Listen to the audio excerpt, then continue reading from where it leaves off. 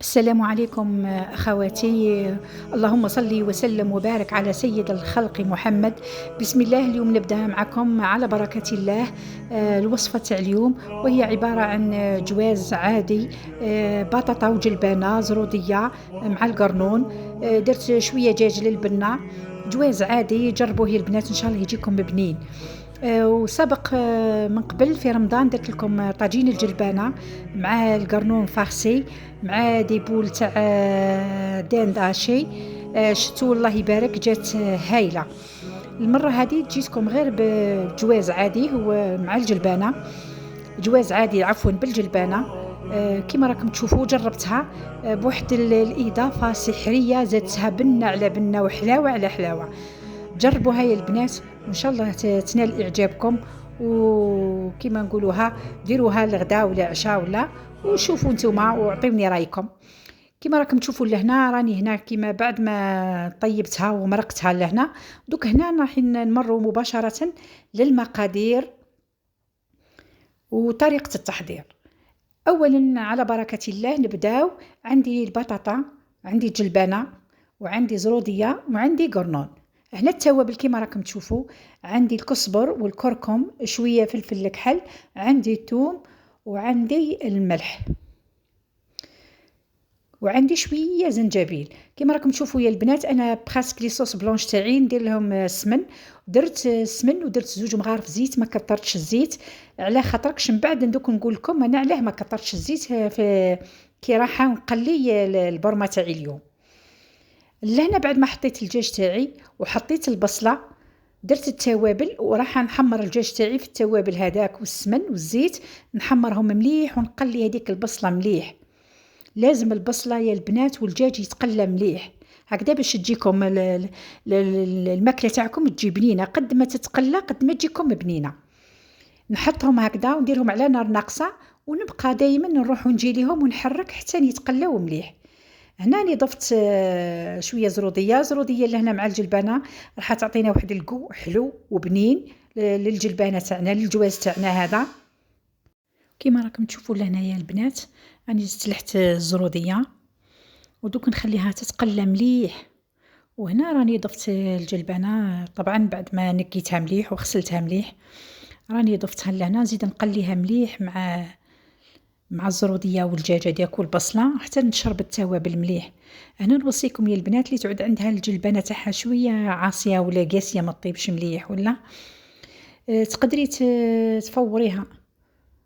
تفوريها، قبل ما تطيبيها هكذا، ولا غليها من قبل، غليها في شويه ماء، زيدي له شويه سكر وشويه خميره تاع كاطو، خميره الحلوى. غليها نصيب حتى يدخلها الطياب، عاودي صفيها وطيبيها هكذا. هذه في حاله ما تجيك الجلبانه تكون ماشي طيبه مليح ولا عفوا تكون الجلبانه ما طيبش مليح، تكون قاسيه شوي. هذه استيس من عندي. هنا كيما راكم تشوفوا هنا دوك راني قليتها مليح، والدجاج هنا ولا تقريبا راه دخلوا الطياب يعني تالمو قليتها بيان. دوك مباشرة هنا كيما راكم تشوفوا يا البنات، انا نمرقها بالماء السخون. يعني كي تعود حاجة تتقلى يعني وباش تجيكم الماكلة تاعكم بنينة، ديروا لها الماء يغلي هكذا باش سما تواصل في الطياب تاعها، وميم الجلبانة هنا تاعكم ما تقرزنش، ما يروح لهاش الطياب تاعها. هنا راني نقلي فيها على نار ناقصة، وساعة نرجع ليها نحركها هكذا حتى نتشرب التوابل تاعها مليح. كيما راكم تشوفوا هنا يا البنات، انني درت الماء يغلي وني مرقت مباشرة، يعني كثرت الماء خاطركش الجواز يحب المرقة. يعني الجواز لازم يكون مرقة، خاطركش كون تكون نديري جلبانة طاجين ولا تكون ناشفة، بصح الجواز لازم تكون فيه المرقة. وانا نمرق مباشرة بهكذا ما نبقاش نزيد في الماكله. الا كان زدتي لها الماء تولي تسماط، يعني في الاول خلاص امرقيها مليح. وهنا راني درت لها 2 ورقات رند كما راكم تشوفوا. وهذه هي الاضافه السحريه تاعي اللي قلت لكم راح نزيد الجلبانه بنه على بنه وتخليها طيب. وهي عباره عن مغرفه صغيره تاع قهوه سكر، مغرفه صغيره سكر. هذه هي هذا هو لاستيس تاعي انا اللي راح تزيد الجلبانه، تزيد لها بنه وحلاوه. ومن جهة أخرى أنا الجلبانة تاعي راني سكرت عليها وخليتها طيب، وهنا راه القرنون تاعي تاني راني نظفته وغسلته مليح، وكيما راكم تشوفوا راني حكيته بالقارص بالليمون، عصرت عليه قطرات ليمون وخليته. البطاطا تاعي لهنا تاني راهي مغسولة ومحطوطة في الماء، لو طون لي طيب الجلبانة برك وراح نقطعهم ونلوحهم. أنا مباشرة قبل ما نلوح الخضر المتبقية تاعي اللي هي عبارة عن القرنون عفوا القرنون والبطاطا، أني درت لها شوية مرقة هكذا باش كي نلوحها الجلبانة ما تحبسش الطياب تاعها، تسمى ما يروحش الطياب تاعها، ما تقرزنش كيما يقولوا. ندير لها شوية مرقة وتقدري كي تعود الجلبانة تاعك مليحة وطيبة تلوحيها تلقايها عسل، تلقايها طيبة زبدة. أنا هنا راني رايحة نلوح القرنون والبطاطا تاعي، وقبل ما نلوحهم أنا كنت صفيت الدجاج تاعي، صفيته خاطركش راه طايب، وقبل ما يطلق داك العظم تاعو ماشي الواحد يعود ياكل وينقي في العظم هذاك، ولا لازم سما كي تاكلي جواز تاكليه على كارو نظيف طايب كلش. انا نقيت الدجاج تاعي لهنا، عفوا صفيت الدجاج تاعي لهنا، واني راح نلوح الخضره اللي قلت لكم المتبقيه للبطاطا والقرنون، ودرت لها قرن فلفل حار. لهنا الجلبانه تاعي ندات لي طياب تقريبا واحد نص ساعه في لاكوكوط، ما طولتش وطابت. والخضره هذه اللي زدت لحتها زدت كملت طابت واحد 15 دقيقه ولا هكذا. كيما راكم تشوفوا الجواز تاعي راه واجد وطايب، والمرقه مام المرقه جات سواسوه، جات قد مليحه برك. زدت لها شويه معدنوس كيما راكم تشوفوا يا البنات. وانا قلت لكم من قبل بلي القرنون تاعي راني حكيته بالقارص وعصرت له القارص، صافي هنا كي لحتو في المرقه راه مد واحد القو هايل. سما الجلبانه جات حلوه وحاره وميم طون فيها واحد القو تاع القارص هايل. مام هنا في صحن التقديم كيما راكم تشوفوا يا البنات. هنا بعد ما سربيت الجواز تاعي مع الدجاج درت له شويه معدنوس. الله جا واحد الجواز بنه ما نحكي لكمش، مع عصره تاع ليمون، حاجه اخرى. الله يبارك. شوفوا القرنون كيفاش جا طايب، الجلبانه تاني كيف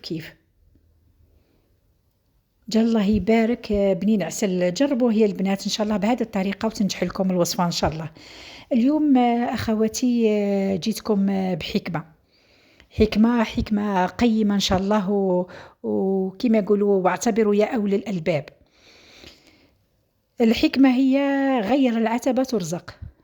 غير العتبه ترزق هذه حكمه هزوها ناس بكري عن قصه النبي الله ابراهيم.